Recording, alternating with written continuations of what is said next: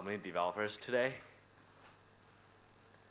So like about the same proportion as yesterday, I guess.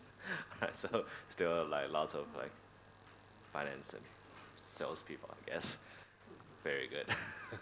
All right, so I'm gonna talk about smart contract today. Has anybody done smart contract before? Written a smart contract?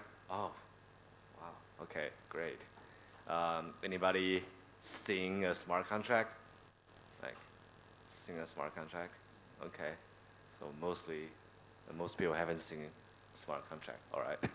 So yeah. So like yesterday, I'm going to introduce smart contract. So we're gonna like dive into the technical details, but I'll try to make it understandable to you guys, even if you don't have too much programming background.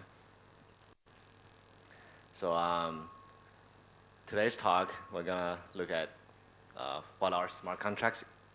So we talk about smart contracts, but we'll see what they are exactly. We'll see a few very simple examples, and then we're gonna go into the app full stack tour.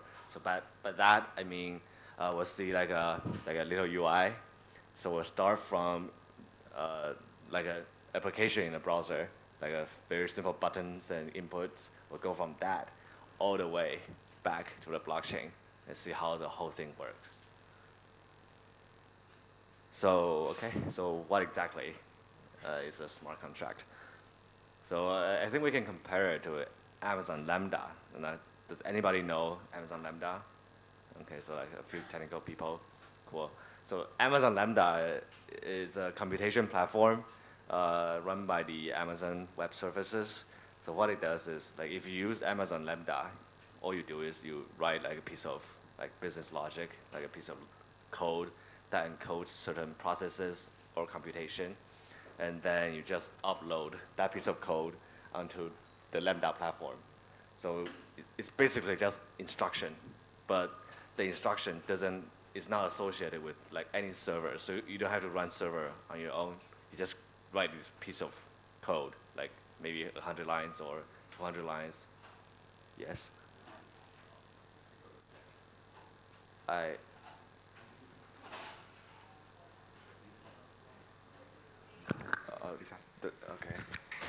Oh, all right. Yeah. So you upload your business logic as a like a piece of code. You upload that to the server, and you don't have to run like the server yourself. So this is essentially what smart contract on the Ethereum or Quantum is like. You write your business logic, and maybe it's like a wallet or an insurance contract or a token or whatever. It's just business logic. You don't have to run your own server. You just post it to the blockchain. And whenever anyone needs to run that piece of code, they make a request to the blockchain, and the blockchain runs the code for you. So you don't have to run your server. So for the app, it's sort of similar. Your business logic lives on the blockchain, and your D app is merely a front end, like a UI for your smart contract that's hosted on the blockchain. All right, so here's a very simple example of a smart contract. It's a counter, and the most important thing is it has a variable. It's a count variable. It's a state. It's like a memory for the smart contract, and you can like make changes to the variable. So here's a piece of business logic. So it's always like data and business logic or business process, right? So the business process is this function called increment, and all it does is it adds 1 to the variable. So count plus plus. That means like adds 1 to the count. Okay, so what's special about this contract is the data lives on the blockchain. So if your business logic makes changes to the data, all of it is recorded on the blockchain, and it has to be agreed by the whole network through consensus. So this simple variable is what makes smart contracts so powerful, because it's not merely like a database storage. It's a storage that's sort of like trusted by the network. All right, so I think like one way to think about this is smart contract is a little bit like a database. Like you're not supposed to, or you can't put a lot of data on the blockchain, but the business logic has this storage and the count variable we've seen before. If you know a little bit of programming, the variable is more like a key to the database. So the database can store a lot of data, and you can fetch data from the database. So like each of these variables are actually quite expensive because like the data has to be agreed and replicated on all the nodes in the network.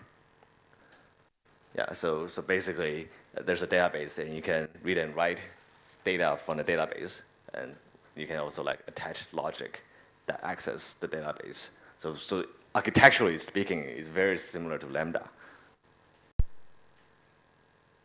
All right, so we're going to see like a more realistic example. So we're gonna look at a donation chain.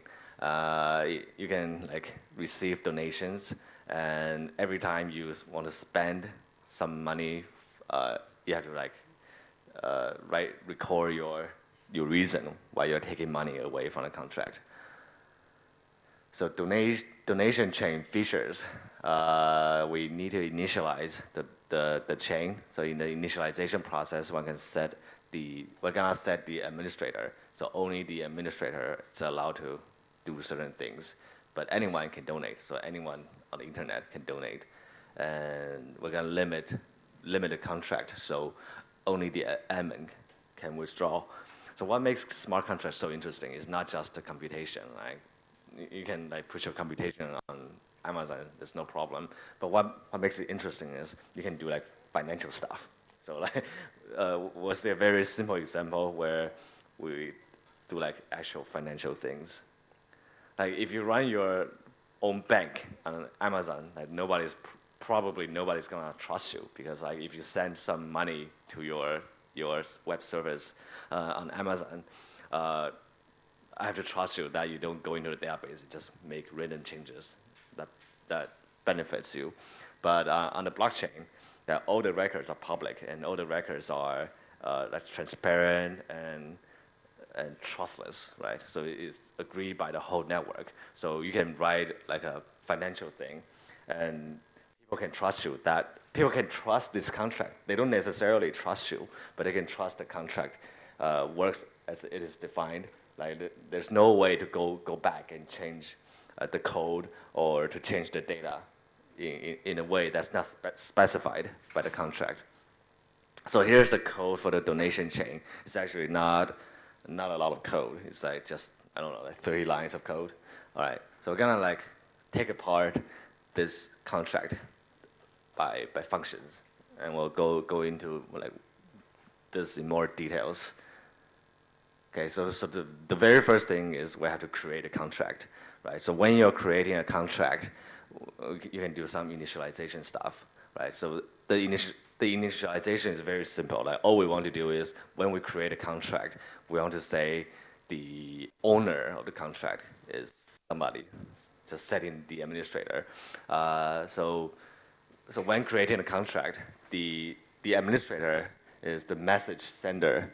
That means when you're creating a contract, you're using a transaction. Like every time you interact with the blockchain or you change anything on the blockchain, including like creating contract, that you have to use a transaction. So yesterday we've seen how a transaction is created. So message sender is the person that created a transaction. In other words, the public key pair that created a transaction. Okay, so we're gonna make this guy the owner of the contract. So here's a storage variable. So this is saved on the blockchain. So when you're creating a contract, the transaction sender becomes the owner. So this is essentially what it does. All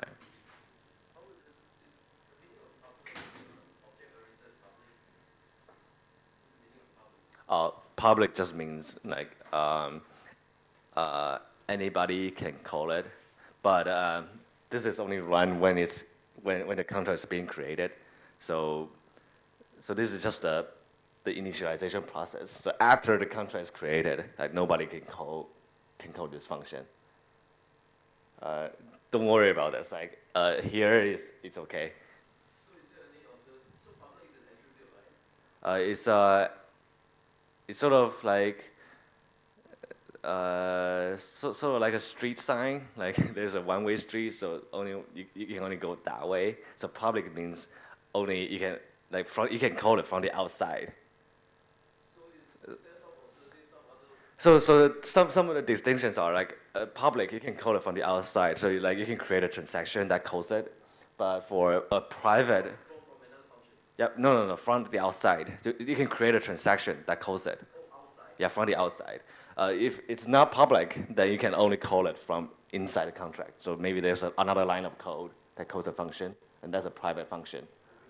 Yeah, within the contract, so within and without. Okay. Any questions? Any other questions? Okay. All right, so anyone can donate. That's our second function. So there's more explanations here, but the code itself is like still very, very simple. There's a donate function, so that's a business logic. And we have like more modifiers. It's public, so you can call it from the outside, and it's also payable, so you can send money through it. Here's a require function. That's an assertion. So you assert a certain condition. If the condition fails, then it rejects the transaction, and nothing really happens. Yeah, yes? How do I take it that all these functions are part of the library? Part of the contract. So these are. So later on, we have to define each function. Yeah. So when you're writing a smart contract, you encode your business logic as functions, right? So before we'll say, oh, this smart contract, it has to set administrator, and it has to have a way for people to donate. So this function implements the second feature for donation. Now, in this line, Yes. you are setting up that function, and Yes. you're saying that it's for donate, and it has got two attributes, public and payable. Yes. So these attributes, are they predefined somewhere else? These attributes are part of the language. So it's a user-defined, as you like. It's not user-defined. Like public and payable is like part of the feature that the platform gives you. Okay, so these are predefined by the platform. Yeah. Payable, for example. Yeah. But then the donate function is something created by the smart Yes. Okay. So the require function is also like part of the library, if you want to call it that way.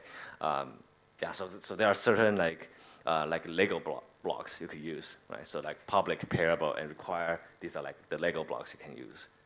Yes. Yes. This is Solidity, but we just took like 3 lines out of the entire contract. So this is by itself is not like legal code, but you can put it in a larger contract. It's part of the so yeah. So like this is the whole thing. So we've taken like this part out. Yeah. Okay. So go into this a little more.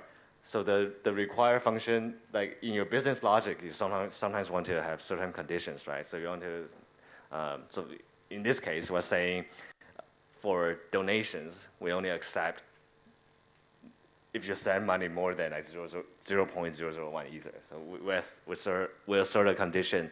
If you send too little, we don't want it, we just reject it. So the condition is like a test. If message.value, which is like the amount you send in, is larger than 0.001, then it's okay. We keep going. If it's not, then this part just fails, and the sender gets a refund, and nothing happens. All right. But here we don't really see like where the money goes to. Like we create a transaction, so maybe it sends in like 1 Ether, but we don't really say give the Ether to the contract, and that's implicit. So if you here's a payable attribute. So that means if I create a transaction that goes into the contract, it runs the code. Then after everything is run, the balance becomes part of the contract's balance. So there's aside from the storage, there's also this balance for the contract. A contract is also like an account. So if you send money into it, ultimately the money becomes like the smart contract's balance. Assertion. Is that implicit or is that explicit? Oh, the assertion is explicit. Assertion dot view. Assertion dot view. What do you mean? Require assertion dot view. The fourth bullet. Oh, it's not assertion dot fail. It's like require assertion period. So if it fails, it refund. If condition is not met. Sorry. Yeah. Okay. Oh, this is a function. So this is explicit, and here's the condition. Like inside the parenthesis is the condition to satisfy the condition. So you can have like multiples of these, right? So like if any of these conditions fail, then the whole transaction fails, and you get a refund. So the fail and refund is implicit. The fail of the refund is not really implicit. It's specified here, right? So if it doesn't satisfy the condition, then it just ends here.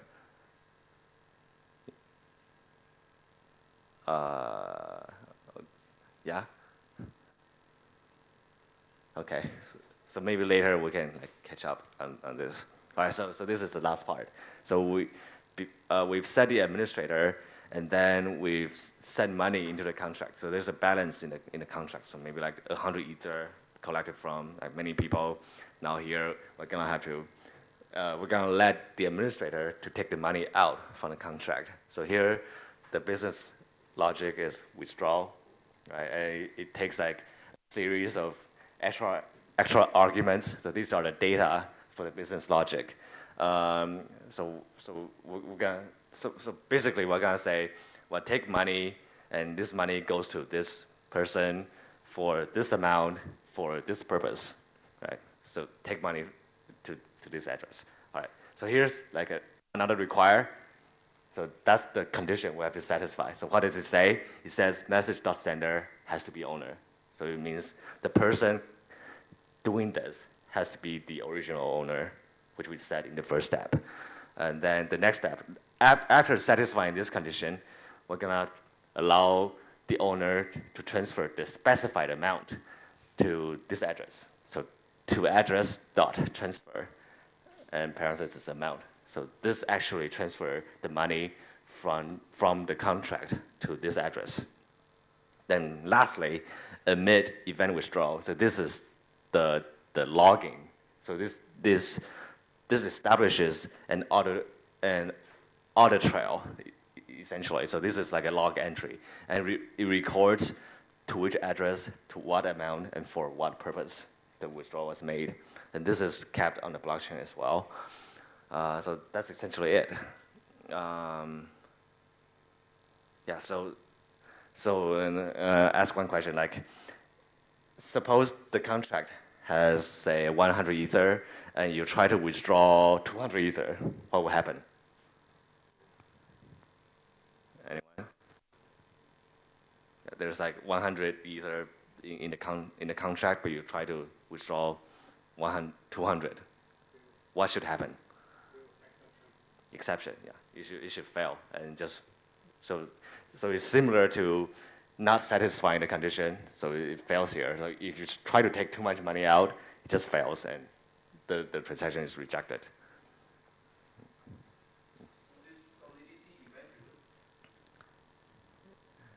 Is solidity event-driven language? No, it's not. It's not quite event-driven language.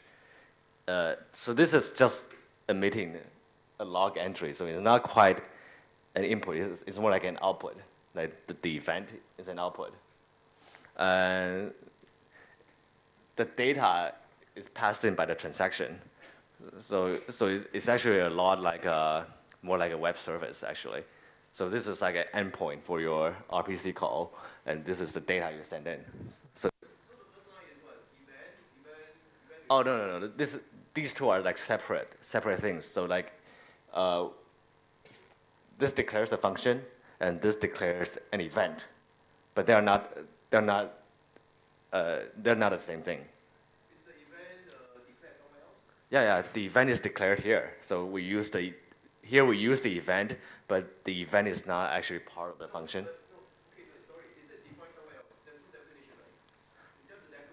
Yeah, it's just a declaration. So that defines the event. The declaration actually defines the event. So we declare two things here. We declare an event and a function. Oh, the definition is also on that line. Yeah. So this is a declaration and a definition. Okay. So there are two things declared here. And also the string, right? Is there a defined length for the string? The string can be arbitrary length. So you can have, so for the purpose, you can have like as long as you want, as long as you pay for it. And the only caveat is there's a limit in the transaction size or the block size. So the language itself doesn't limit how long your string is, but the system limits how big the transaction is. No, it's not a Stack Overflow. It's just the transaction will be rejected because it's too big. So we'll see how exactly we call this function with a transaction. So whenever you do something with the data, like here we're transferring money, right? So it changes the state. So whenever we need to change the state, we need to create a transaction. So we're gonna see like how exactly that transaction is created and what it looks like.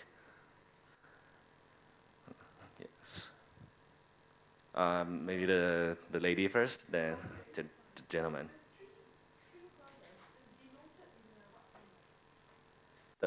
The string is just, they're actually just bytes. So you can use like UTF-8.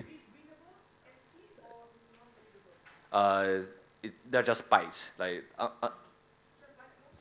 it's not. I don't think it's like defined a language, because there's actually not a lot of operations for the string type.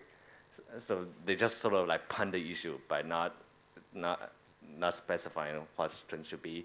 But underlying, they're just like raw bytes. So you could use like UTF-8 or UTF-15, 16, sorry, or whatever. Yes, just bytes. ASCII if you want to. With that mid line, can you explain when you're saying it's kind of an audit trail? Audit trail. Emit line? Okay. Yeah. Is it written to somewhere?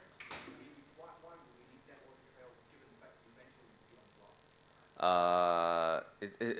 Okay, there are two.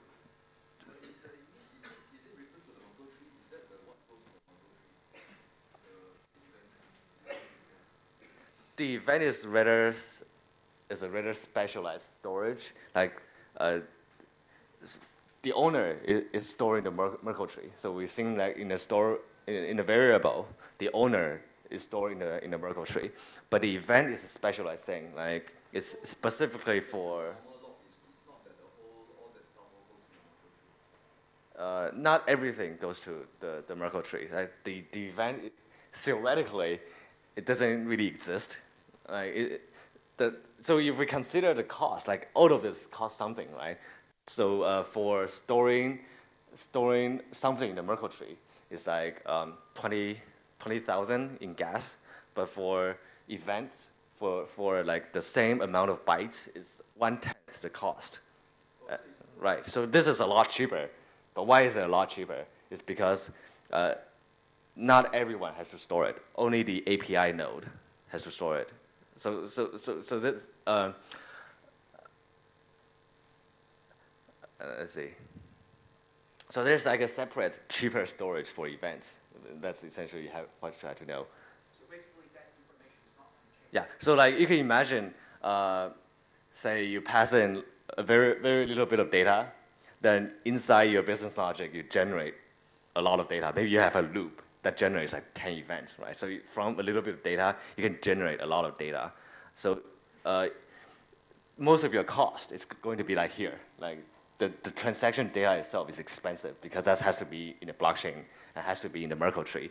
But the events are like, just imagine it as a site storage. That's cheaper. If you're just a miner and you don't provide like API services to like the apps, then you don't have to care about this. You can just like, whenever you get an event, you just throw it away. You don't care. And you can always recalculate a function to generate the event as needed. Yeah, so that's why it's like 1/10 the price. Yeah. One more benefit of the event is that you can easily do event listener. So you are only dealing with this particular part of that, and you Yeah, but you don't care about the rest of the blockchain. You don't need to listen to everything. You just listen to these events and your actions can be triggered by the events also. Yeah, so that's a good use case. So you, yeah. So another important thing is like event. Although event is a data, like a piece of data, but inside a contract, you can you don't have access to it. Like owner, you have access to it, right? But not event. So event is more like something for the app API, like outside of the blockchain. So like this gentleman said, you can have like you can listen to events. So when something happens, so maybe like you have a token contract, and you can emit an event when somebody purchases a token.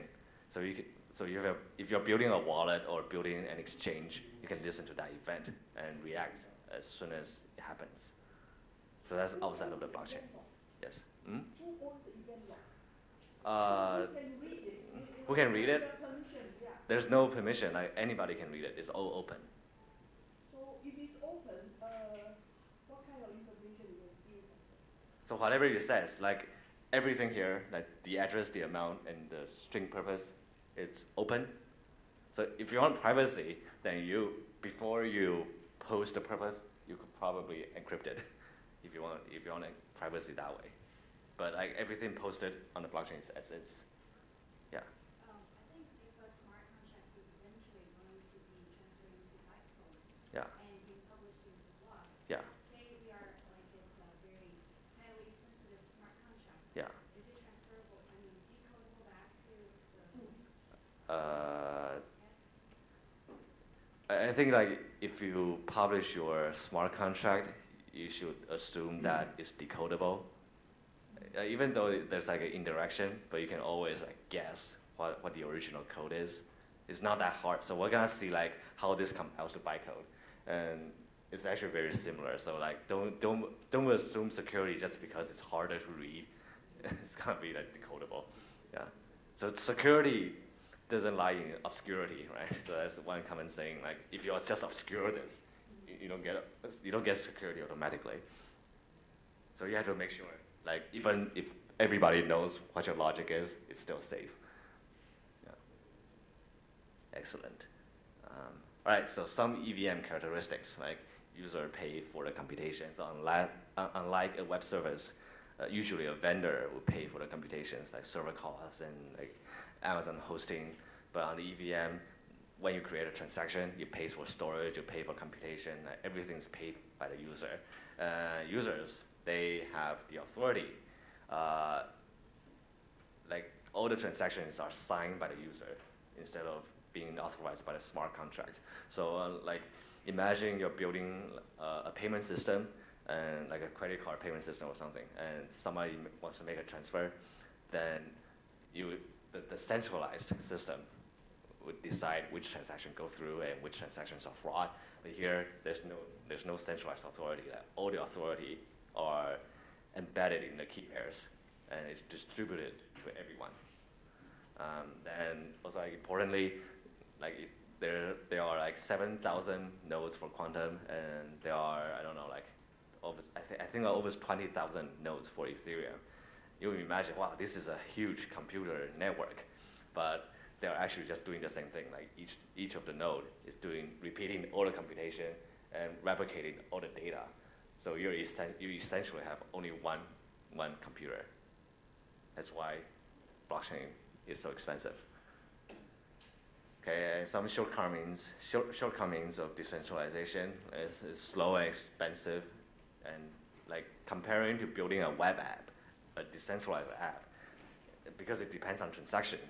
The transaction lifecycle is very complicated. Like you create a transaction and you submit the transaction to a network. So maybe it's rejected, or maybe there's some error. So there are like many different steps for the transaction to go through, and each of these steps could fail. And to manage that is quite complicated. It's not like a fundamentally difficult problem, but building a D app is hard. And there's no network. So we see like some business logic that can access the storage variable, and there's a way to pass data into a transaction. But if you want something like simple, like the current weather, the current temperature, or the current price of gold, you can't do it. You can't. There's no way to agree on like outside facts. You cannot update code. So there's if you have bugs or vulnerability, people can steal money from your contract, then you're kind of screwed. Yeah. Yeah, two questions. Just the sentence you just ended. Mm-hmm. Can you sidechain to do? A sidechain. How a sidechain would help? I don't know, debug code. Debugging. How to debug code? I don't know. I'm just throwing you a question. Like debugging is like extremely difficult, and I think part of the reason is just because like the tool chain is not very good, and EVM solidity are not very good. Yeah, so it's painful if you try. Excuse me, I need to finish the other one. In your white paper, Yes. you stated that Qcon is actually working with some other VM machine. It's explicitly stated. Yeah. Yeah, so my question is what other VMs that you are working with, Yeah. if disclosable at this moment? Yeah, it's disclosable. We're working on an x86 VM, and so EVM is like a Ethereum virtual machine, and it's just it's an entirely newly invented architecture. It's extremely odd. It's like 256 bits. Only one we are working with, or you simultaneously trying to Yeah. model this with other architectures? Yeah, so like the UTXO model that underpins everything, we added an extra instruction to support smart contract, and there's like a version number you can specify. So like Ethereum is like number 4, so we could add like number 5 for this, number 6 for this, number 8 for this, whatever, right? So we're working on x86 right now. It's an Intel architecture, so it simulates a physical CPU. So, the benefit of that is essentially you can use C, like more familiar language and more familiar programming practices to write smart contract.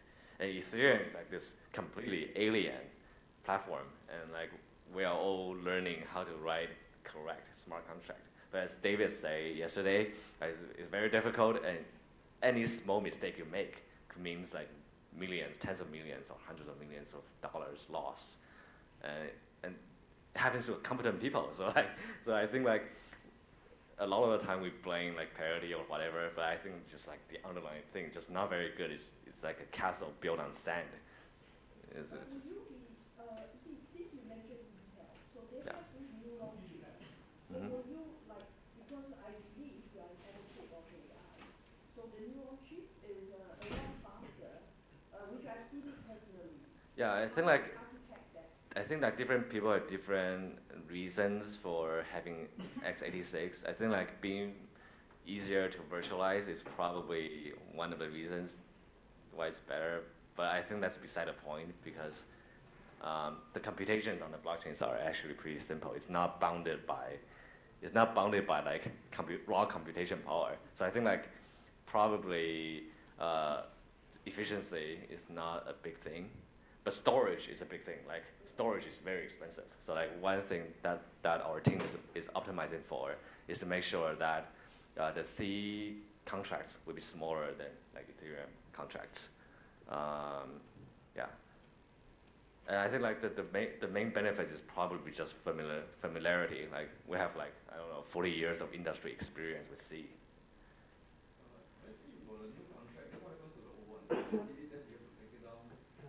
Yeah, it's kind of convoluted. Like this simple sentence, I cannot update code, has a lot of implications. So what happens is like, usually if you have a token, people just sort of assume there could be mistakes and bugs in the token, or maybe there are security holes in the token. So usually they would define like a hold function. So like if we go back to the donation chain, like it implements the basic features, right? Like taking money out and putting money in. And usually in a real world contract, there would be like a extra function called hold, stop everything. And if you stop everything, then you stop just there will be an extra condition here that says if the contract is halted, don't do anything. So it's like one kill switch for the contract, and you usually see that in the real world. Okay, so then if the old contract is taken down, then somehow you need to write a new contract, whatever. Yeah. So like, so what I'm saying is like, if you can update code, you sort of evolve all these like convoluted practices to make up for this like difficulty. So like one of them is like holding everything until we can figure out like what to do. And usually what to do is, okay, we'll start, suppose there's some mistake with the original token, then we will start another token, a completely different new contract, and then we just do a swap. So we just read the data from the original contract and assign the new token to like each one of these addresses. So just make a copy of the data over and fix the bug in the other contract. But the original thing is screwed. You don't just do anything with it. So every time you put out a new contract, you must do a token swap. Yeah, you have to like, I think like essentially you have to create a new contract. But there are some techniques for something similar to upgradable contract, but it's convoluted. So I'm not sure like how well that works. Some people are trying it. So have you tried it? Yeah. Yeah. May I? Yeah, sure. Upgradable contracts are very simple. You Yeah. deploy a stub contract, which is nothing else but a pointer to a contract. Yeah.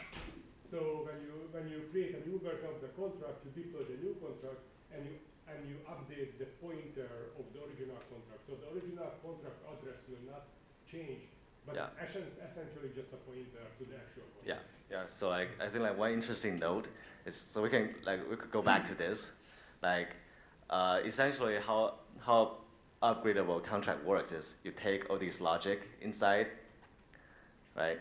You put it to a separate contract, as that gentleman said, and you just say, instead of calling the code directly, you say, okay, go through that contract instead. So if you change the address of the contract you go through, you change the logic. So that's one way to do it. And like, as an interesting side note, like the parity wallet vulnerability, the last parity wallet vulnerability that lost 300 millions, is it? 300 millions, right? It's because it points to another library for its wallet logic, but that library was destroyed. So like, it didn't set a permission, and anybody can delete the library. So it just became, so like when you try to execute the library code, it just throws an error, and nobody can access the wallet or the funds. Yeah, so it's a hilarious like mistake. But like the parity teams are like competent, they're smart, and they make the mistake. So like there's no hope for us. Just like So upgradable contract is already there? I'm sorry?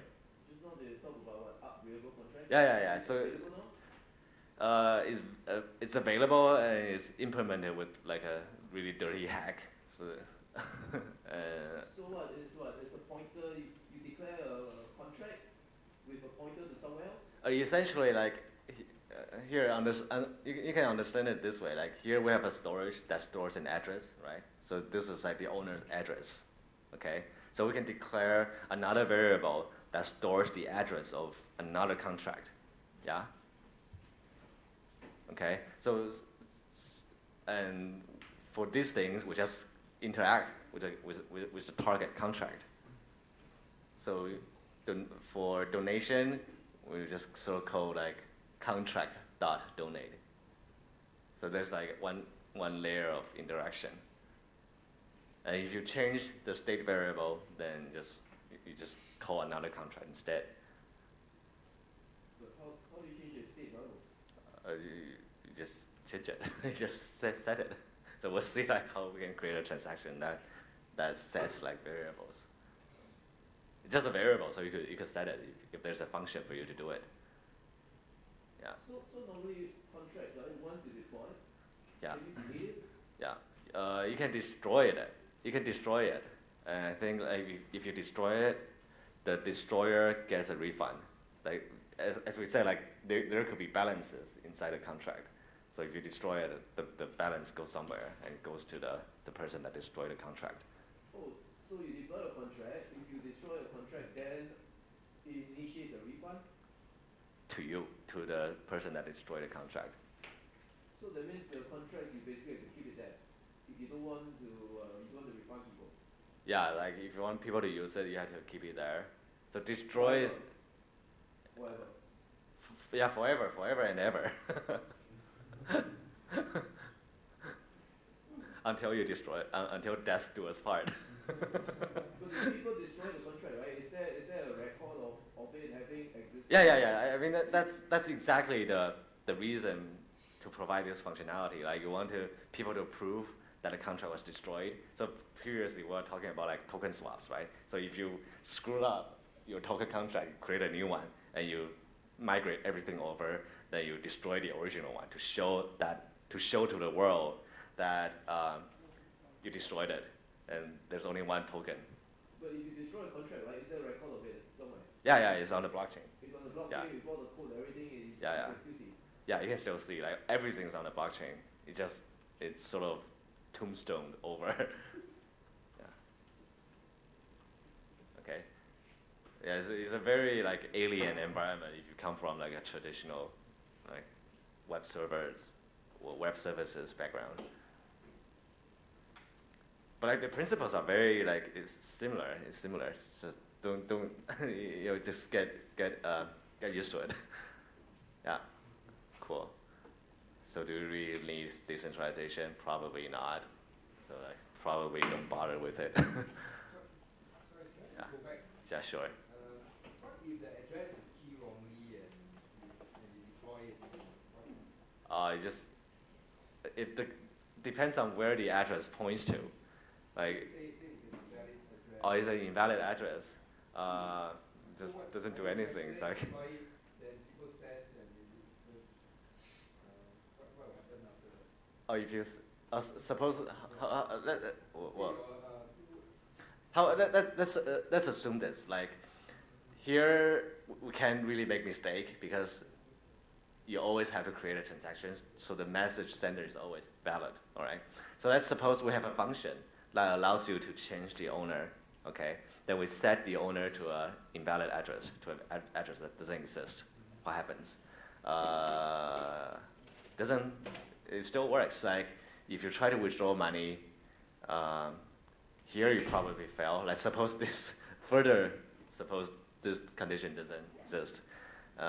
So you would, sorry, let's just backtrack. It is a simple way to explain this. So like suppose two address is invalid. Like nobody controls this address. This will just work because address is actually just like a piece of data. And there's no way to say, okay, this address is valid, this address is invalid. It's just that the address corresponds to a private key. So if you want to claim this money, you have to use the private key. So by the idea of an invalid address is just an address that nobody knows what the key is. Right? So the money will still go through, and there will be like a record on the blockchain for this address. that means to say that nobody else can access. Yeah, nobody else can access this. So like what this, yeah. Go on already, So this is like one interesting practice, like burning tokens. Like you do a crowd sale, and there's like some access cap. You want to prove to the world that you don't have access to it. You want to burn it. So what you do is you just come up with like a special address, like dead address as a hexadecimal, right? Then you just use that as your address. Because it's just an arbitrary string, then we can be like cryptographically sure that you can't really come up with like a key for this address. So the longer the code means to say that we need to spend more gas to execute, right? Depends on the instruction. Like the most expensive is storage. Storage is like a factor of 5,000 more expensive than a typical instruction like plus or compare. So to store your blockchain. Yeah. costs more. So like storage is by far the most expensive thing. So when you design your smart contract, I think like if you consider cost, most of the time you'll be thinking about like storage. Yeah. So we try not to store so much information. Yeah, you can't store much data at all. And there are like also other associated costs with storage as well. Like when you create a transaction, you have to pass in this data as transaction data. So the transaction data itself is also stored on the blockchain, and that costs money as well. So aside from the variable storage, the transaction data also costs money. So each time you call. Let's say they create a smart contract where Yeah. you just store information to the consumer out there provide the transaction. Yeah, yeah, yeah, yeah. So like there's So, cost you arms and so leg. in this contract example, what are the things that are stored on the blockchain and you have to pay for? In this contract, the contract itself, the contract source code, Okay, the source code. okay, and the owner's storage variable. I think that's pretty much it. And whenever you call a function, there's also a transaction involved, and that's also like each transaction stores some data. So you're storing what, the to address, amount, purpose? Just one address for the contract. But the transaction, you're storing what, to address, amount, and the purpose? Every transaction? Yeah, and this is actually just a language thing, like the transaction data. We'll see the transaction data itself. Like we're gonna like walk through this. So maybe you can ask this question in like 10 minutes. So we'll see like how exactly this looks like on the chain, right? So let's just continue on. Okay, full stack tour. So we're gonna like have a very simple example. Then we're gonna go all the way from the front end to the blockchain. So you'll see how like the parameters are encoded, like the actual transaction data. All right. So this is a simple store contract. All it does is it stores a value, like a number, and it has a getter. It returns the current value, or it can modify the current value. Okay. So this one is a reader, so it doesn't actually change the blockchain, it just reads the data on chain. So if you need to know the current value, you don't need a transaction. You just read it from chain. So this is free. And setter, you're changing the blockchain now. Like you're changing the storage value. So it has to be a transaction. And through the transaction, you pass in the new value, and that modifies the chain. So this operation will cost you probably like 5,000 gas. And a typical operation is like 3 gas or 10 gas.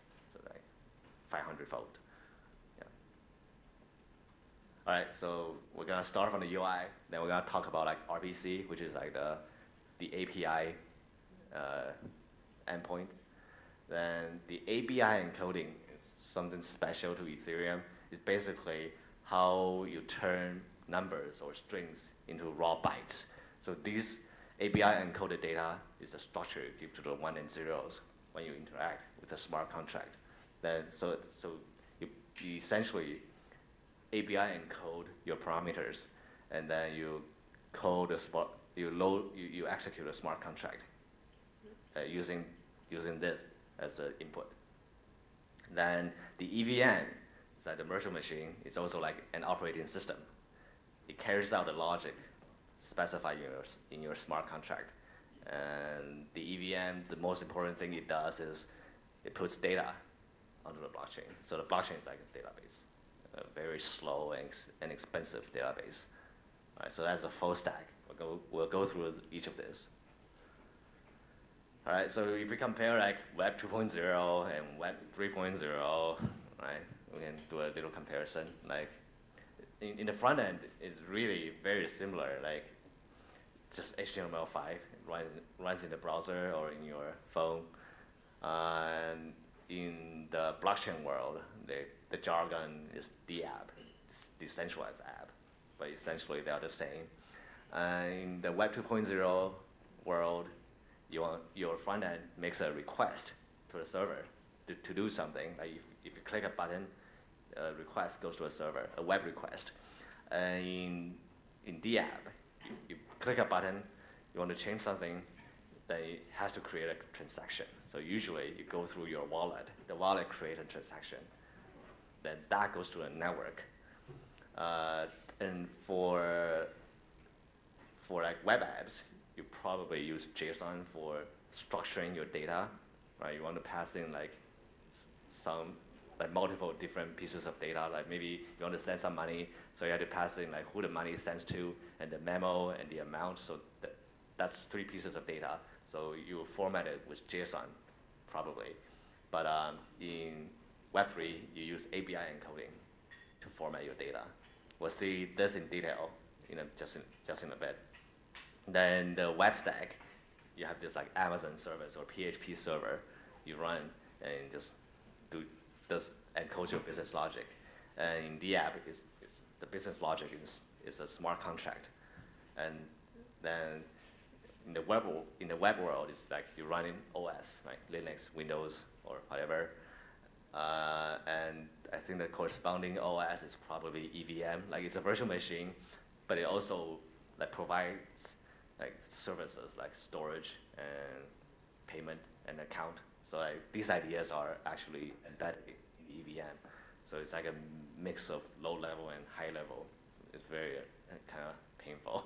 So like I think in a better architecture, the virtual machine and the OS should probably be separate. But here they are like the same. Okay. Then like ultimately you want to persist the data. You want to store the data somewhere. And in the Web 2.0 world, you store it in a relational database, SQL or Mongo, non-SQL. And in the blockchain, we store it in a Merkle tree. Yeah. So we'll see at Merkle tree a little bit too.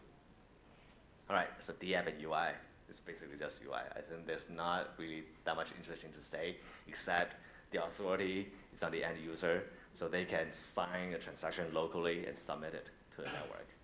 So like there's no central place to control. So like the apps you're most familiar with is probably Coinbase or Binance or exchanges like this, and these are actually trustful platforms. They're not like the app proper because like a transaction has to go through like these exchanges, and I mean like these exchanges has to authorize your things. Like if you want to take a lot of money out of the exchange, they probably limit you to like 100 Bitcoins a day or something. But if you use an actual DApp, there's no control. Like if you have like 10,000 Bitcoins, you can transfer 10,000 Bitcoins. There's nobody to put a stop to that. What is the proper definition of a DApp? There's no proper definition. Just like degrees of authority you give to your user, I guess. Like it's probably on a spectrum too. So if I just set up a web service, yeah, and then just recording the data in the blockchain, is that a DApp? It's just a single web service running on one server. It's probably not. You could call it a DApp and probably do an ICO because nobody cares. but like I mean like conceptually speaking, it's probably not very good because it's easy to take down your service. And so it's easy for you to cheat. To encode logic on the blockchain. I think like you want to minimize the middleman as much as possible. So you let your client communicate with the blockchain like as directly as possible. And that makes the DApp because like the blockchain is run by everybody and the UI is run by individuals. So if the government or whoever is not happy with this DApp, there's nobody to go after because like there's no company to go after. So that means it will be a two-tier application. Some of the logic would be maybe on the blockchain smart contract, and some of it would be on the user client itself. Yeah. There's no middle tier. Yeah. So essentially, you just have like this web browser, and this web browser communicate directly with the blockchain, and there's no like you don't run anything yourself. Yeah. Can you also ask just for the HTML component of it? Sure. Can you host it in a decentralized verification, like IPFS? I think like given the current situation, the most convenient way is probably to host the actual UI stuff on, say, on a CDN or something. Then you just tie a domain to it, so most people can access it. You can say, oh, go to this domain, you can use my app, right? So that's the easiest thing. But if you want to like be really kosher, you probably say, oh, go to this GitHub and clone the GitHub, then like install Node.js and build a thing yourself, right? So like I think like how I think about the app is like you make it easy for most people, but some people are paranoid, so you just give them the option to download your source code and run it for themselves. Yeah. Second question. Oh yes. Maybe the lady, then go back to you. Yeah, no, it's a simple question. What's your opinion of using MetaMask? Using MetaMask. It's convenient, so like. I personally like it, and Yeah. security is pretty good. So Yeah. what's your opinion? My opinion is good. I mean, it's good. Could be better. Could be better, but it's good. So what's Let's just show you my personal opinion. Like, it's actually quite painful if you build a D app yeah. that depends on MetaMask. It's actually quite painful because every transaction you have to ask for user permission, right? So like, which is why I like it. which is why you like it, but there are also like some low value transactions. Like if you say you're building an email system on Ethereum or something, right? So each message is like a penny. Like each message costs you a penny. But like is your time worth a penny to authorize? I think just annoying. Nobody will do the email thing. I don't know. Like so maybe it's a use case. Or whatever. Like maybe you have some like high frequency but low value interaction, right? So maybe a micropayment or whatever, right? And then nobody's going to like authorize a penny's worth of transactions. So We do offline. yeah. Very academic. So I think it's difficult. It's a difficult question, a difficult balance. Yes. So actually the question was related for Twitter. Yeah. Is there like a MetaMask equivalent that uses? I think it's in the pipeline, but it's not yet. It's not there yet. You could build it. There's a bounty for it. Okay, and ask for. Eventually, this whole thing will converge to that kind of notion. This is why I brought up this. Yeah. I think. Like it or not, Yeah. it doesn't matter which brand it is. Yeah. In the end, you'll filter down to that route. Yeah, I think like the blockchain story is very attractive and it's very appealing. But like if you actually try to use anything, it's just extremely painful. So it's like going back to like 1993 using dial-up or something. But I think the Loom network already solved the problem, right? The what? Loom, LOM, Loom network. Loom network. I'm not familiar with Loom network. That's sidechain, is it? You mean the? I think they're doing sidechain. The implementation of Plasma. No, it's other similar. Yeah, I think they're doing a sidechain, but I don't know the details. So if anybody knows the details, they maybe pop up. Yeah, they just last week just uploaded. Okay. All right, should we continue? Like we can dive in a little bit more. So this is the UI and interfaces with the smart contract we have. There's a getter, so if you click this, then it returns the value. There's a setter. So here we're gonna input 666 and change the value to 666. All right, so click, what should happen? So in the browser, if you click that button, it creates this piece of data and sends it to the Ethereum RPC endpoint. So it's a JSON RPC protocol. It's not important, and it calls a method called ETH, send transaction. And in Quantum, it's send to contract. It's slightly different, but it's mostly the same. So in Quantum, we're working on a compatibility layer with Ethereum as well. So later, this probably works on Quantum as well. So the most important thing here is you're sending a transaction, and here's the data you're sending, right? So this is the data, the transaction data, and this is from which address, I think. Yeah. So this is the message sender, and this is the data for the transaction. All right, so just now is what you actually sent to the server. yeah, this is the data that sends to the server. Yeah. You're talking about the blockchain, right? This is what you sent. Right. So like we're calling, so the function we're calling is set 666, right? So this piece of data means set 666, and we're gonna take this apart in just a bit. And what is the port number? The port number, don't remember, but it's whatever. It doesn't matter. It's just HTTP. This is HTTP. So you put the data on the blockchain, then just turn it into blockchain data. Yeah, this is a HTTP API, like RPC API we've seen yesterday. Okay, so the transaction is created on a blockchain, then you can sort of like see the transaction. All right, so we're gonna like take apart the data we've sent to the blockchain, and we can break it into two parts. There are 4 bytes, which is like the method signature. It determines which method to execute, and this is the actual data. So it's a 32 bytes binary number, it's 29A, and that's the hexadecimal representation for 666, which is the number we're setting. If we look a little bit more into the first 4 bytes, it specifies which method to call. And the way this is calculated is a hash of the method and the parameter types. So it's just a method signature. Then you take a hash of it, take the first 4 bytes. So just calculate a special identifier for the method you want to execute. So essentially, if you want to call a method, you specify which method, then you pass in the data as hexadecimals. What's this function set?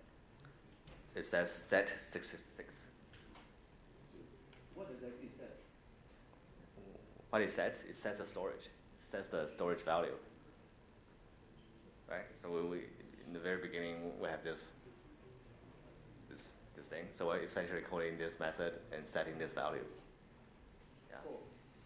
Yeah. So that's what we're doing. All right. All right. So we post this data to a blockchain, and now the blockchain has to process it. And so the EVM loads the smart contract code and just run this method. So here's the EVM bytecode. So here we can see call data load. It's loading the data, right? And just blah, blah, blah, doesn't really matter. And here it identifies which method to call. Then it jumps to the place where the body of the code is. It's not important. But the most important thing here is the store instruction. So this is the EVM instruction that stores the data on the blockchain. So you just do all of this, and you put 666 on a stack, then you store it. All right, so we're gonna rewrite the EVM bytecode into like pseudocode. So in the very beginning, we're gonna choose which method to call. So here's a if condition. If code data, if the first 4 bytes of the code data is this method, then go here. Right? So this is like the set function, and then you load 32 bytes for the code data as the parameter. So this is the number 666. Then you just put it in a temporary variable, which is on the stack. And then finally, you read the parameters, right? Then you call store. You want to store the data. So you want to store the value on the 0th position, on the first position of the storage memory. All right, so this is essentially it. You take the transaction data, take it apart, and put it into the blockchain. But what about the 4.4 plus 3.2? Oh, well, the code data is like entire binary string, right? Remember the first 4 bytes is which method to call, and the rest of it is the parameters, right? So this is just loading the parameters, ignoring the first 4 bytes. Yeah, cool. So you just chop the data into two parts, cut it in 2. So first 4, ignore the first 4 bytes and dot 4 plus 3. Yeah. So this is the first 4 bytes. So that's the method to call, and this is like the rest of it, which is like the parameters data, the parameters. Cool. All right. So we're storing data in the first position. Like 0 is the first position. So we could imagine our data is organized into like a Merkle tree, right? So this is the first position. So we'll be storing our data here. So yesterday we've seen like hashing, right? So you just put a piece of data here, this is gonna be a hash of this piece of data. And then this hash is going to be like a hash of these two hashes. So like if you change data here, all these hashes will change until you get to the top. And this is the top hash, which is also known as the Merkle root. The whole thing is called the Merkle tree. So the top thing is the Merkle root. And the Merkle root is also a hash, and this hash is stored in the block header. So if you, in a transaction, you make changes to the data, and all this data will be like, oh, if I change this and I change this, then the hashes would update until you get to the Merkle root. Okay? Then you just record the Merkle root in the block header to say, now this is the state. This is the current state of this smart contract. Right? So that's how updates to Merkle tree works. What is L1234? Oh, this is just like slots, memory slots. So you can write something here, you can write something here, you can write something here. So just arbitrary number. Sorry, I don't know about Merkle tree, but is it a binary tree? Is it a binary tree? It's probably a binary tree. Is it actually implemented as a binary tree? It's not important. It's probably implemented as some sort of like balanced binary tree. But the exact implementation detail, I'm not too sure. Yeah.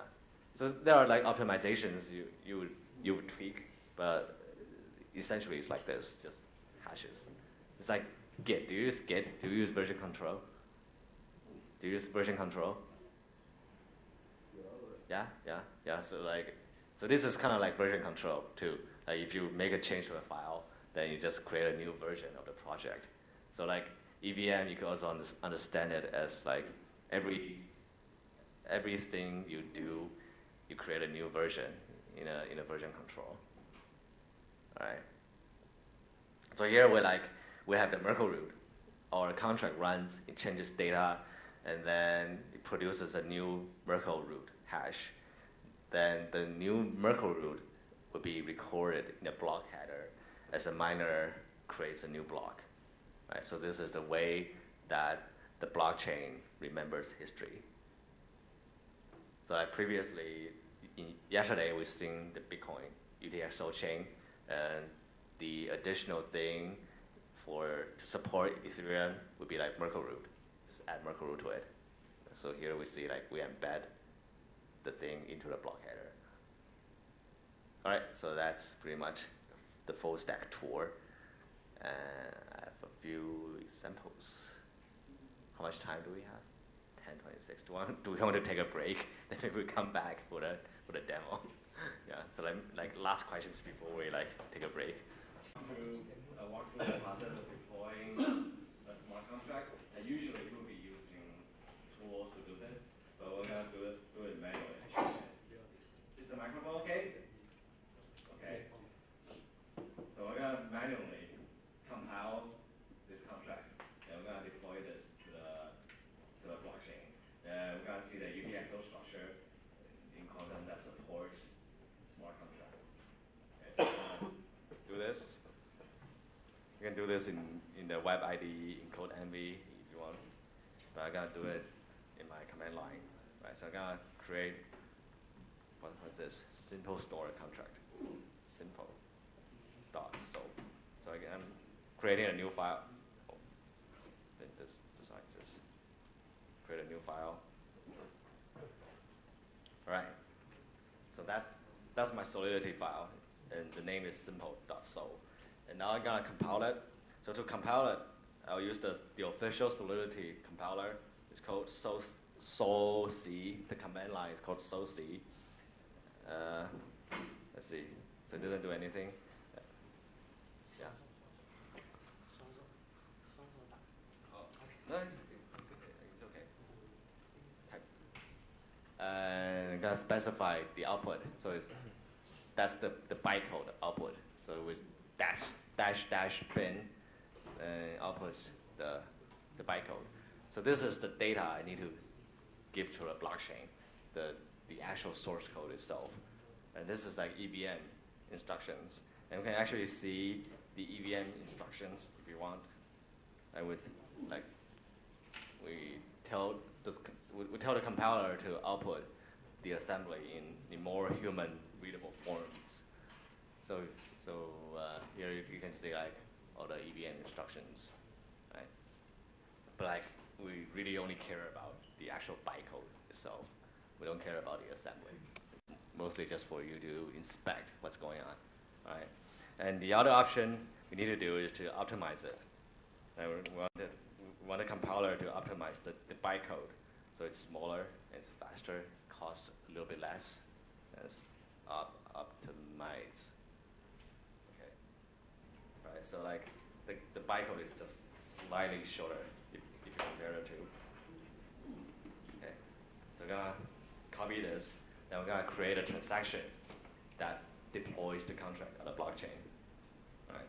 So we're gonna use the create contract command. Then we're gonna paste the bytecode. Then we're gonna do it. So this creates a transaction. Right. So that's pretty much it. So you take a smart contract, you compile it into bytecode, then you create a transaction using the bytecode as data.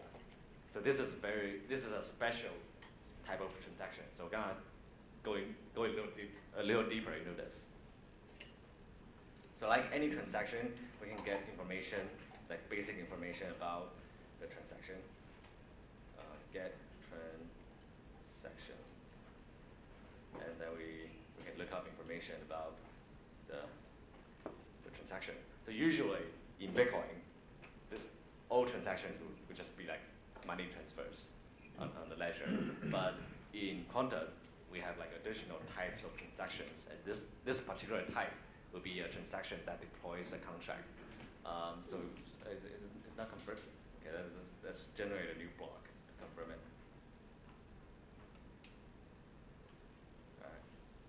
All right, so there's one confirmation now.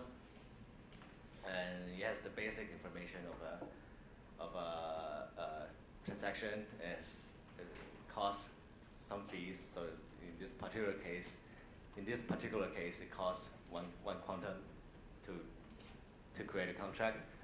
All right. Now we're gonna look into this. So this is the raw transaction for creating this contract. We're gonna dissect this. So like yesterday, for normal money transfer transactions, we take the raw transaction, right? Then we use like the decode raw transaction. Yeah, blah blah blah, and then just copying this thing. So I'm not gonna do it here. We just go back to the quantum book, and there's actually like an example here. Oh, by the way, I should mention one more thing. Like, so in this example, like there's a constructor value, right? So when you create the contract, you have to pass in the initial value. So how do you pass in the initial value? So this is the bytecode. So that's part of the data. Then you need like a second part of the data, which is like the value. So here's the number. So we want to pass in a number. So we encode the number into a 32 bytes data. Then we just combine the two together, and just like paste the bytecode, then append it with the parameter value. Then we put these two together, right? Then just call create contract with it. So in my demo, I forgot to do this, but it's okay. So like that thing probably failed. So we didn't actually successfully create a contract. But you can follow this tutorial and just combine the parameters with the bytecode together. Okay. So like now we're gonna look into the raw transaction. So I take the transaction ID and get the raw transaction data. Then here's the output. Here's the actual underlying transaction. So again, we have input. So this is the Bitcoin, the UTXO that pays for the contract. Then if we look at the output, all right, so the first one is pay to public key hash. So it's a payment output.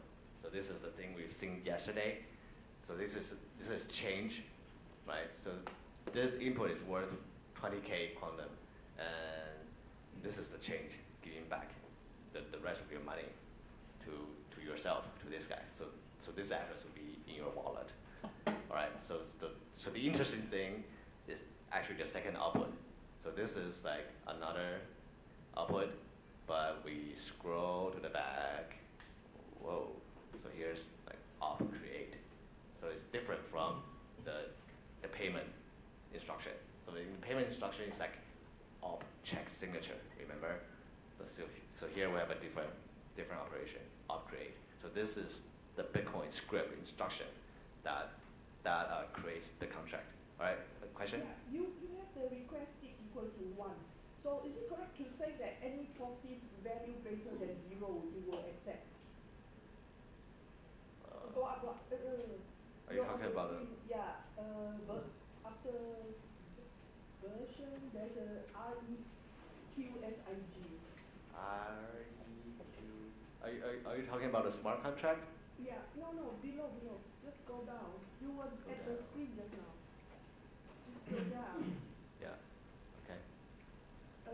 But version what kind? You go down further? Yeah, just there, bit above the ASM. This one? No, not the script seek.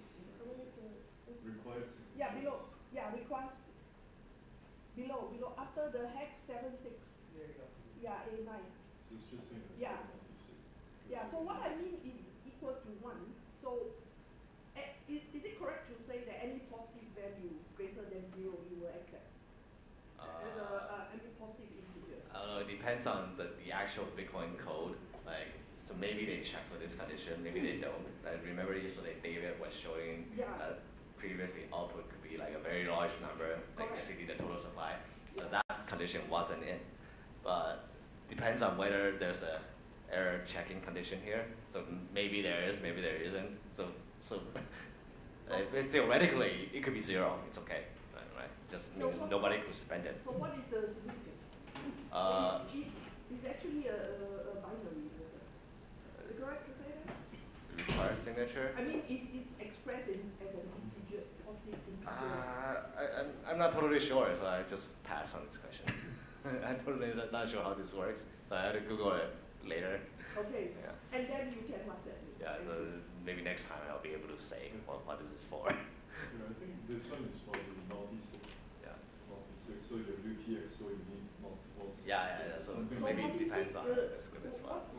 Okay, you only accept certain values, so equals to 1 means. this one. I don't know. It's It's okay. It's beside the point.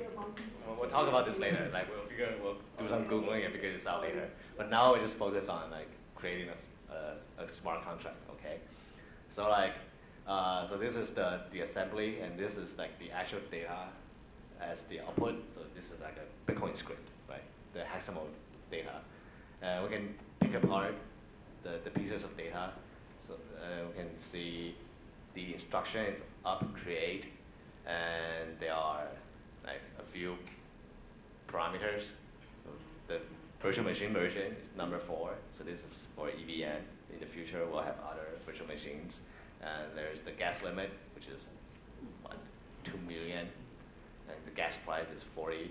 And that's the bytecode plus the parameters. Okay. And just create. Yeah. So I think like one interesting thing to note about this is how about refund? How do you refund the excess gas you have? In quantum, the refund is given in the staking transaction, in the second transaction of a block. So if there are excess gas in all in the transactions, there will be like individual VLs to refund the gas. All right. Okay. So we've seen like UTXOs to create a contract. Is there any question like relating to smart contract? Where do you specify the owner? How do I specify the order? The owner of the contract. There's no order to a contract, just order to transactions. So whichever contract you deploy first. That's the first one. But you send the contract in, where's the identity stored? Where do you specify your identity? The identity? There's no identity in this contract. So maybe we can talk about this later. All right, so Solar is like so we just deploy the contract manually, like compile it with Solidity, and then just copy and paste to code the RPC. But I've written this like little command line tool, and it's already included in the Docker image, so you can just use it directly. So Solar deploy. Crap. Anyway, so essentially this is like exactly the same thing you did manually, but the program does it for you. It compiles it, then it deploys it to the blockchain. All right. So next we're gonna like, I think for a demo I actually need to do this. Hold on.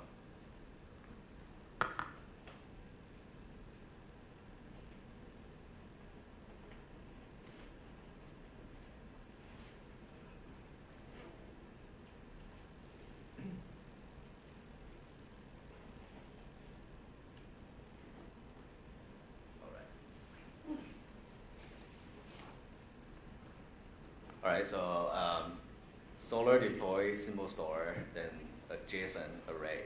So you can specify the parameters. Like we need to pass an initializing value. We just pass in 1 to initialize the contract. Okay. So the tool.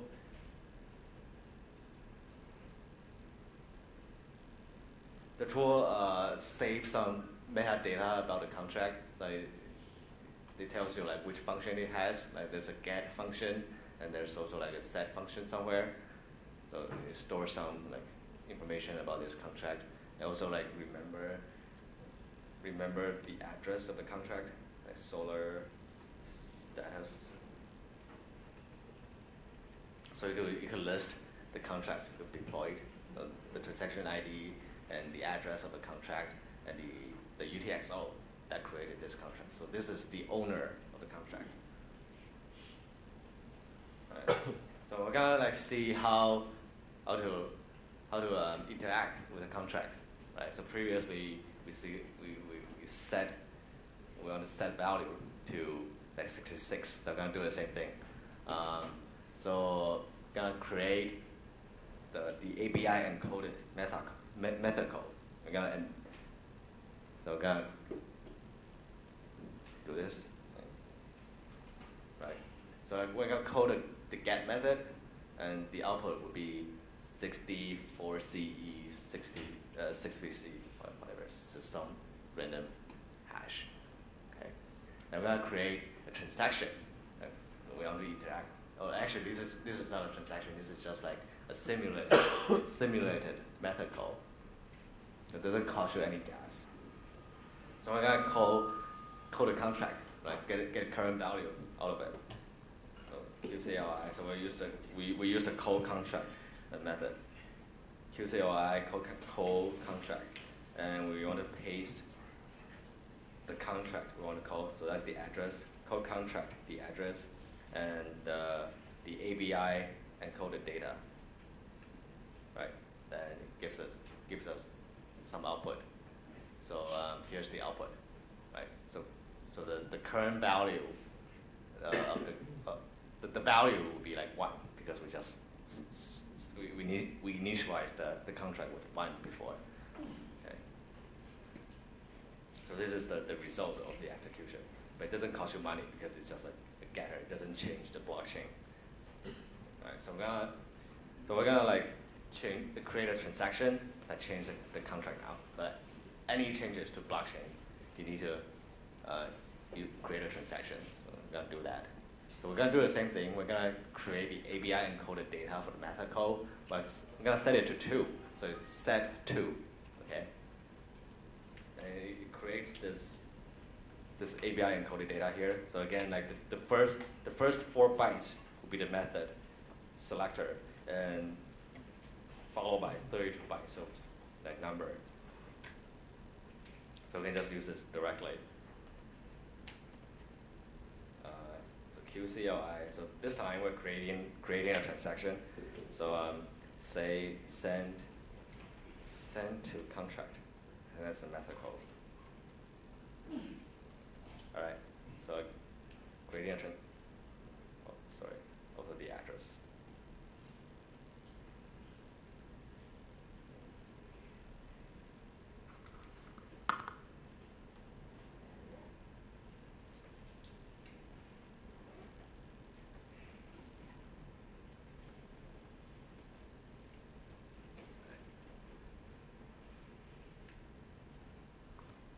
All right, so here's the transaction that's been created. All right, so we're gonna do the same thing. We're gonna look at a UTXO that underlies this transaction.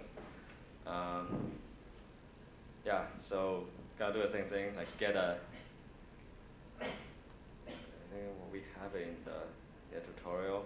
Right, so here's the output, the UTXO output. So we don't have to care about like the rest of it, pretty much similar. So input, you have to pay for the transaction. So you just get another input from your wallet and pay for it. And so again, the refund, the change output, because you're sending, the UTXO is very big, and you're only spending like one quantum for the transaction. So here we have the script. So we scroll to the back, we see upcode. So like the Bitcoin script extension, we have a quantum to interact, to call a method is the OP call instruction. Okay. So we just sort of annotated. It's very similar to OP create. So here's at the bottom is OP call, and here are like the various arguments. So instead of like so here the payload would be the API encoded data, and also with the address. Right. So like you need to know which contract to call, and also like what data to pass in, and also like gas limit and gas price, and VM version. So if we have another virtual machine, it's just gonna be a different virtual machine version. Right.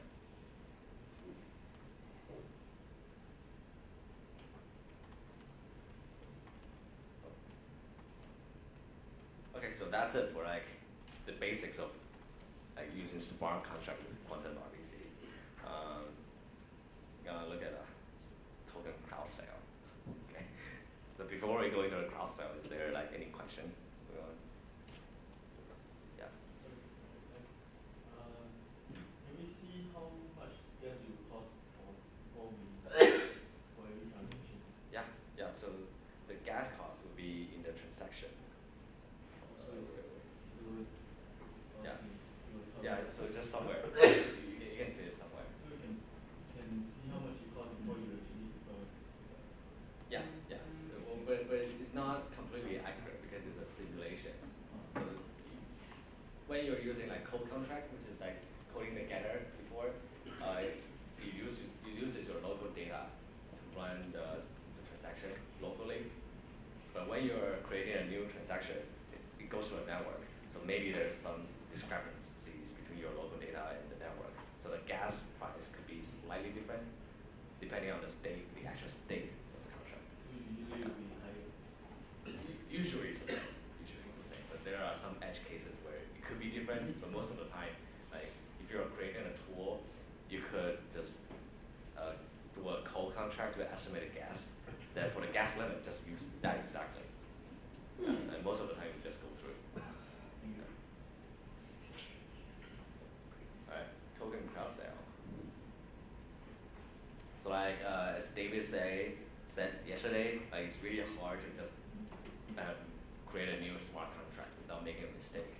So usually what we do is we use somebody else's smart contract. So here, this example, we use like View, which is one of the D app for that raise money on quantum. So we just use the contract.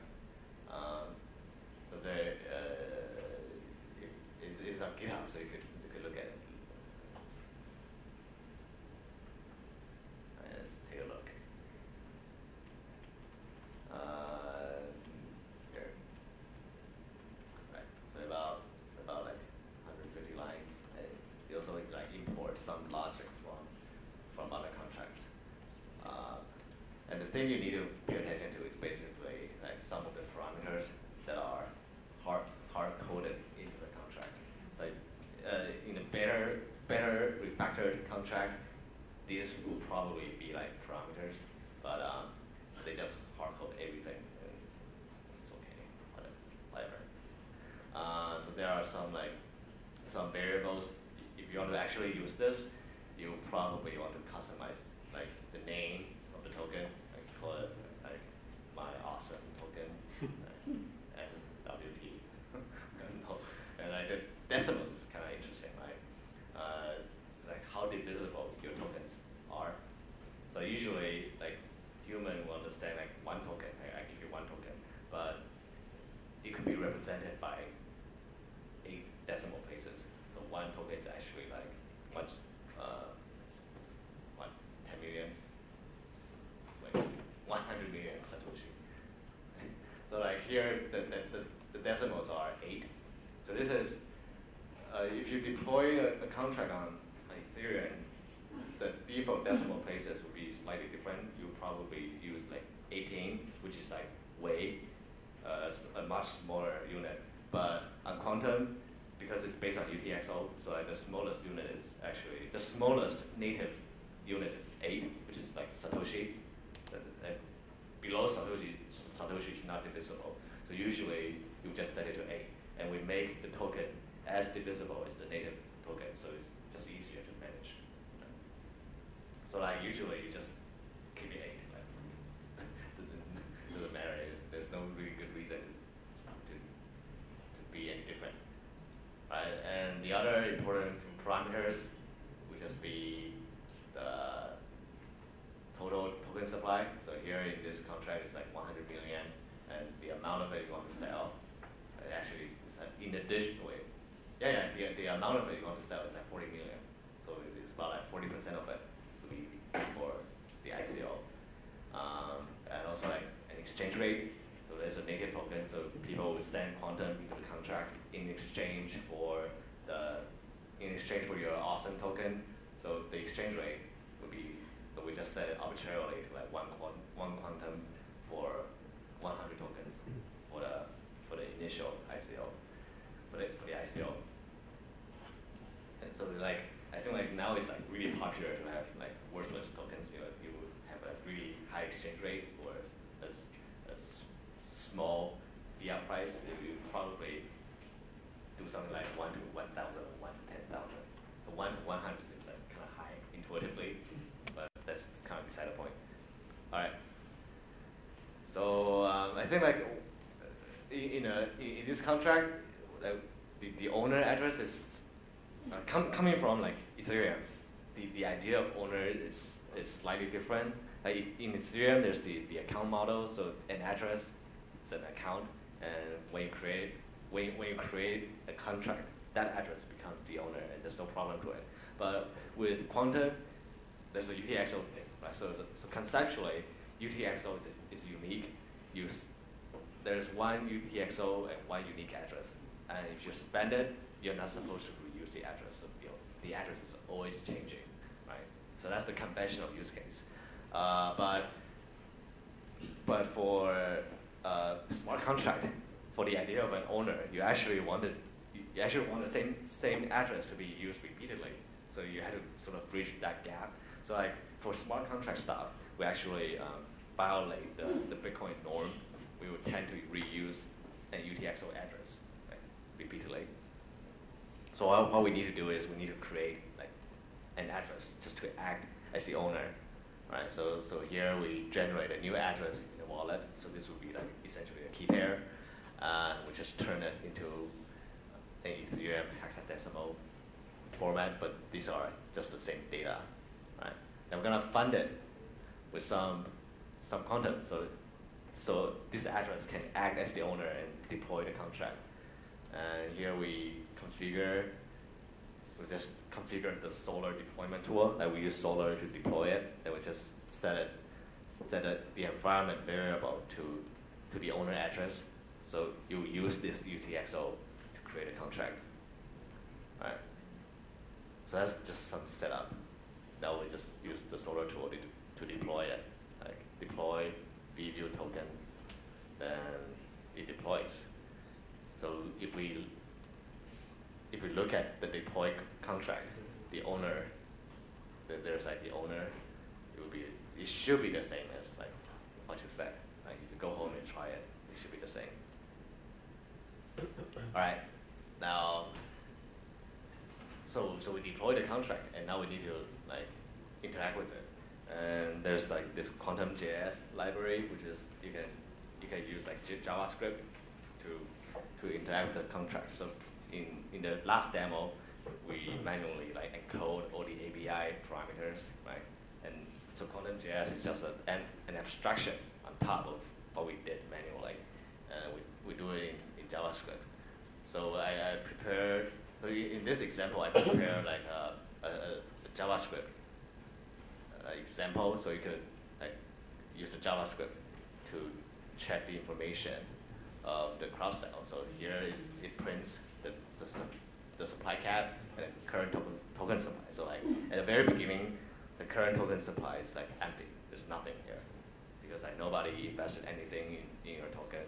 So like there's no token minted.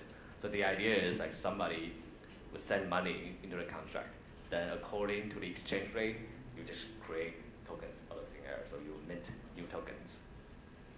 So what we're gonna see is we're gonna send money, send quantum into the contract. Then we should see the current token supply increase when the investment happens. So we're gonna see that very soon. Yes. Yeah. I came across a case recently. Somebody changed the size of the token. So how do you deal with such thing inside the program? The token sales are actually going on, but for some reason they have decided to subdivide the token into a smaller. Sorry, please don't video me. Yeah. And I'd like to find out, what do you deal with? How do you deal with in the token? It's in the middle of a token sale, and they actually change. Okay, I'm not sure about the details. I think that the reason is probably they want the price to be lower. Yeah, that's right. People like lower that's prices, the precise right? reason because they want to reach the cap faster. Yeah. So one way they could do it is just to increase the total supply. So just times 100 or times 1,000 the total supply, and just call everything. It's like 1,000s as valuable before. Yeah, just increase the total supply. That's one way to do it, and change the decimals. So it's not going to affect anything else if you just, it's as simple as... Yeah, it's all the same, just moving the decimal places. Yeah. Yeah. And changing the exchange rate. But you could always like start another crowd sale if you're not happy with the one you have. Okay, so you're gonna, all right, so we're gonna like buy some, actually we could look at the JavaScript source code. All right, so in this example, we printed out some basic information about the contract, like the supply cap and the sales cap and the current token supply and number of tokens sold. So this is some basic information, like store, like you can get it with getters and setters. So let's look at the JavaScript that does it.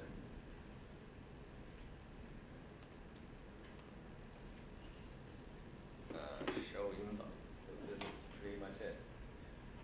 So you have your token contract, it loads information, like loads the metadata about the contract, and then it just calls total supply, sales amount, token sold. So just reads the data. It's not doing anything fancy. The only thing fancy is displaying the data. Like you need to adjust the decimal places. So like one token is actually 100 million inside a contract. So to display that, you have to just divide it by 100 million. That's the only complicated thing here. Just a quick question. At the top of the index.js, yes. So what we have to do is that we have to, on line 6, line use 6. Qtum.js to reference the local, so we're going to run Qtum as a local node. Yeah. And then we activate the RPC on port 3889. Yeah. So this is using the local node. there like a Jura or something? There's a bounty open for it. Or you can apply for a bounty to build one. Alright. Buy tokens. Alright. So we're gonna generate another address to act as the buyer. Alright. So get a new address. And we're gonna give that buyer 1 token so he can buy it. Wait, what's going on here? Oh yeah. So I'm running a script, and it's going to call the buy token method with this address. So this is the beneficiary of the token. So you will send one quantum into the contract, and this person should get a tokens. Okay. So we'll be calling. I should open like 2 tabs. We'll be calling the buy tokens method. We'll take a look at that.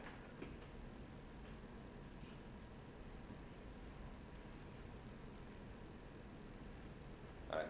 So this is like the core part of the crowd sale, the buy tokens. Right. And the address is the beneficiary. Like the tokens will go to this guy.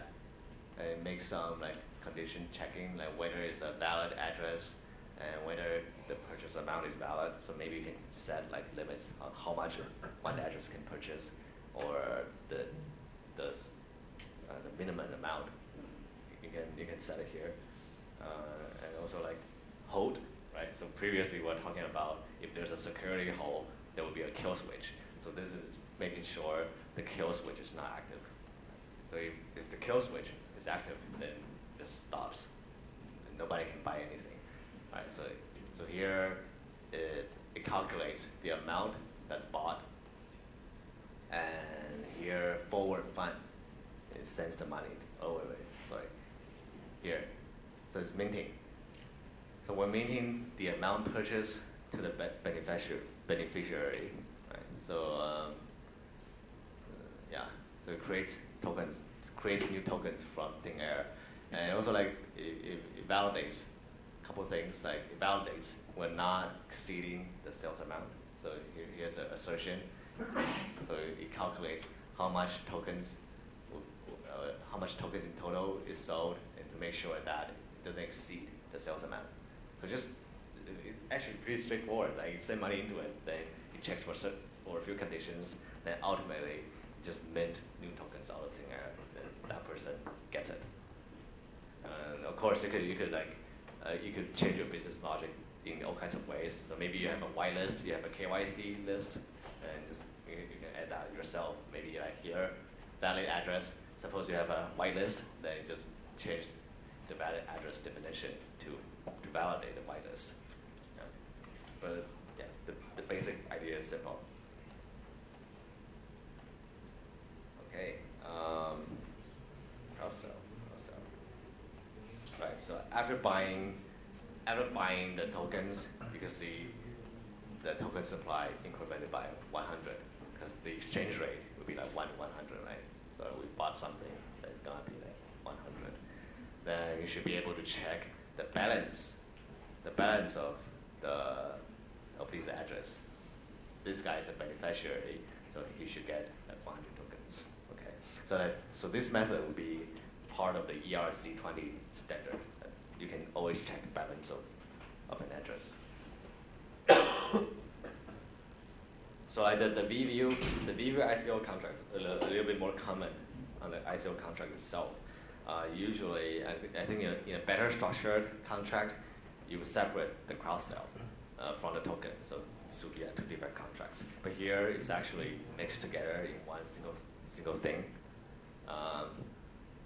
Yeah, so it's just a quick and dirty way to get started, I guess. And there are like more evolved examples like in the book. There's like another example, complex cross-sell. You can look at that in the future. Complex cross-sell. It's like all kinds of bells and whistles. But I probably just stick with simple cross-sell. Okay, I think that's the end of my presentation.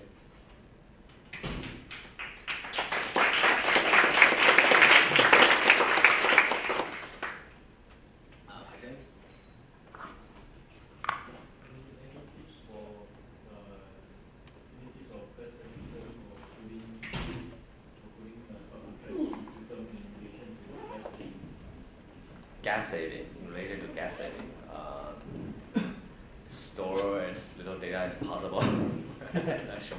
I think like the string, try to limit your, there are a few different data types. There's like bytes and strings. So these are arbitrary length data types. So these are actually more expensive. So you could maybe consider using like byte 32, which is like bytes, like 32 bytes is like the smallest unit of storage. So if you could say you're storing a username, you use like bytes 32 instead of strings, and just limit your user to choose a smaller username. So that's one way to save gas. And the other way to save gas is if your contract doesn't need to access the storage, use event log. Right? That's like 1/10 cheaper per byte. Sorry, 2 questions. So, will Qtum be supporting the new ERC 223 tokens? Yes. Because ERC